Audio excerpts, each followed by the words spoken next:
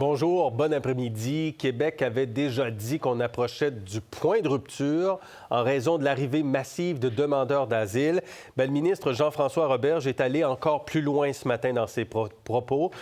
Pour lui, il y a carrément un risque de crise humanitaire en ce moment au Québec. On en parle avec nos amis Karima, Antoine, Jacques, qui sont nos commentateurs cet après-midi. Bonjour à vous trois. Bonjour. Bonjour. Et je salue également Karima, qui est à Paris. Bonsoir, Karima. Et je vous invite, bien sûr, à la maison, si vous avez le goût de commenter nos sujets, zoneinfo@radiocanada.ca. On accueille avec grand bonheur vos commentaires tout au cours de l'émission. Québec affirme donc que le coût de l'accueil des demandeurs d'asile a encore augmenté. On est même rendu à 1 milliard de dollars. 1 milliard de dollars au total depuis 2021, avec un message très fort ce matin. 4 ministres réunis pour demander à Ottawa de prendre les choses en main. Ils demandent ceci, une meilleure répartition des demandeurs d'asile au Canada, de diminuer le nombre de demandeurs d'asile, de fermer toute brèche pour empêcher l'infiltration de groupes criminels et de rembourser donc la totalité des coûts de 2021 à 2023, 1 milliard de dollars. Mais vraiment, on sent que Québec perd patience dans ce dossier. Le nombre de ceux qui viennent au Québec est trop important pour notre capacité à livrer les services requis. Donc là, je dirais que le basta, il s'applique face à l'attentisme du fédéral. Pour l'instant, je ne sens pas une urgence du côté fédéral à régler la situation. Et c'est là où je dis basta. On ne peut plus continuer comme ça. Puis, je vais essayer de rencontrer M. Trudeau prochainement, mais ça ne peut plus continuer comme ça. Ça ne peut plus continuer comme ça. Basta, dit la ministre Fréchette. Antoine, est-ce qu'à Québec, on a raison de s'impatienter?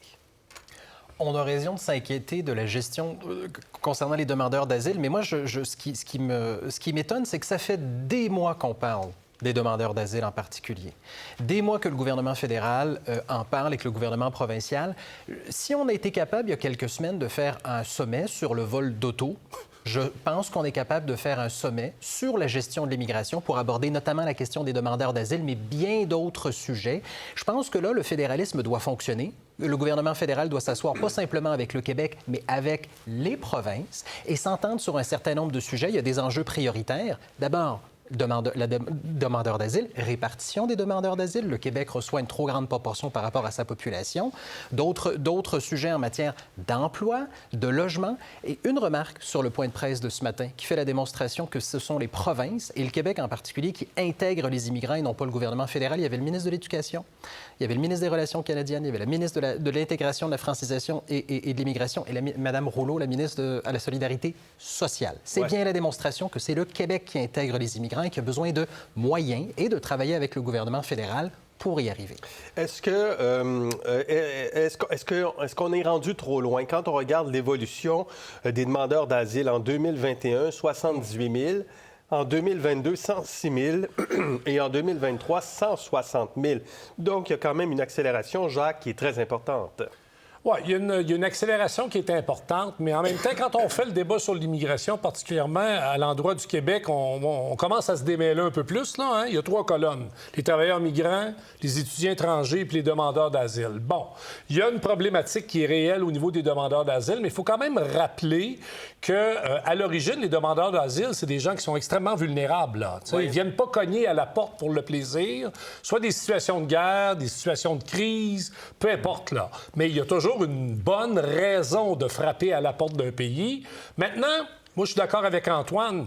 Le Canada a une énorme responsabilité. Le Québec ne peut pas ramasser la majeure partie du problème parce que la question de l'intégration, elle est réelle. Là, on ne parle pas du logement. Hein? On ne parle pas de...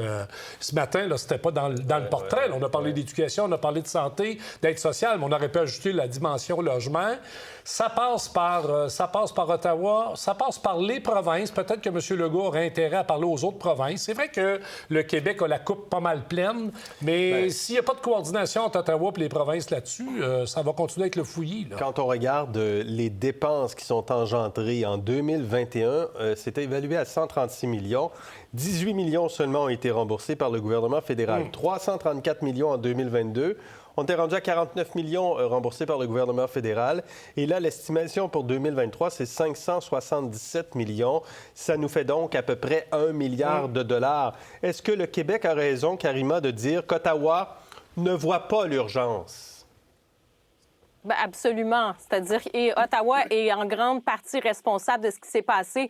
Si on regarde un petit peu les différentes étapes, des dates un peu clés, ça commence aussi notamment avec le fameux tweet de Justin Trudeau.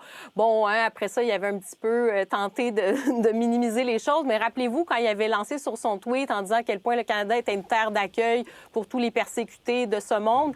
Ensuite, il y a eu la fameuse phase avec le chemin Roxham. C'est particulier parce que dans le monde entier, il y a des enjeux justement en lien avec la migration. Et on était donc dans un pays qui disait pratiquement, ben oui, vous pouvez arriver avec vos valises et marcher comme ça. Je veux dire, c'était complètement insensé dans des chemins. C'était quand même, il y avait des risques pour la santé, pour la sécurité des migrants. Et finalement, ben ça a pris plusieurs mois avant de finalement fermer le fameux chemin Roxham. Et ensuite, ce changement maintenant, les gens aussi, passent n'importe où. C'est encore plus dangereux que c'était parce que le chemin Roxham, il y avait des infrastructures pour accueillir les personnes. La GRC était là. Maintenant, ça se fait n'importe où, n'importe quand, dans la neige, dans le froid. Oui, mais c'était quand même un pays encourageait pratiquement une route irrégulière, ce qui est quand même, en tout cas selon moi, est un non-sens. Et cela étant dit, il y a eu quand même ce changement un peu en catimini aussi des règles. Maintenant, on peut arriver avec, par exemple, un visa de touriste et faire une demande d'asile quand vous arrivez ici, alors qu'avant, ce n'était pas possible. Si vous arrivez avec un visa de touriste ou d'étudiant, vous ne commencez pas après à changer pour faire une demande d'asile. Donc, ce que je veux dire en termes de technicalité, tout ça pour dire que ça met de la pression.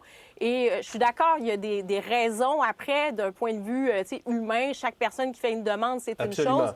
Mais il y a quand même la responsabilité des pays de contrôler aussi ce qui se passe sur leur territoire. C'est pour ça que Jean-François Roberge identifie les 5 R dans les demandes du Québec. Répartir par province, réduire l'afflux, renforcer la frontière, réviser la politique et rembourser les frais. C'est un programme politique, ça. 5 R, c'est facile à comprendre, mais c'est quand même assez clair. Et Jean-François Roberge est allé plus loin, puis je vais vous le faire entendre tout de suite en parlant d'une potentielle menace à l'identité québécoise et même d'une crise humanitaire. Ça peut plus durer. On s'approche d'une crise qui pourrait devenir une crise humanitaire si on n'était plus capable de donner les services. Crise humanitaire, la CAQ sort avec des mots qui sont lourds. La crise humanitaire, on voit ça à la télévision, là, dans d'autres pays. Puis la CAQ est en train de dire que sous leur gouverne, c'est ce qu'on voit au Québec.